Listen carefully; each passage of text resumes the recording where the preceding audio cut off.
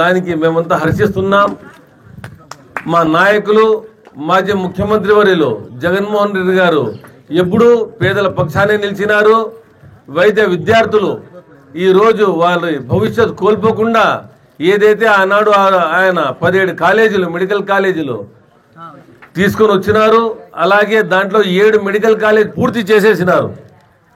మరి 4 కాలేజీలు ఈ సంవత్సరం ఎండ్లో ఓపెన్ కావాల్సి ఉంది. మిగతా 7 కాలేజీలు 6 కాలేజీలు అండర్ కన్స్ట్రక్షన్ ఉన్నాయి. అది కూడా ఒక ఏడాదిలో పూర్తయ్యేటివి.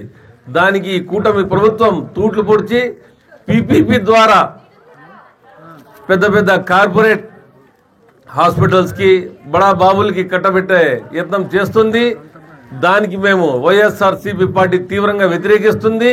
మీరందరూ దీంట్లో భాగస్వాములై 1 కోటి సంతకాల సేకరణ అనే ప్రోగ్రాంని మన జగన్మోహన్ రెడ్డి గారు నాంది పలికినారు. దాంట్లో మీరందరూ వచ్చి ఈ సంతకాల సేకరణ చేసి ఏదైతే కూటమి ప్రభుత్వం వైద్య విద్యార్థుల జీవితాలతోనే కాదు ఈ రాష్ట్ర ప్రజలతో చెలగటమాడుతుందో దానికంతటికీ మేమందరం అడ్డంగా నిలిచి జగనన్న ఏదైతే ఆశయ సాధన ఉందో దాంట్లో మేమంతా కలిసికట్టుగా పనిచేసి దాంట్లో మేమందరూ సఫలీకృతులు కావాలని మిమ్మల్ని అందరూ నేను వేడుకుంటున్నాను.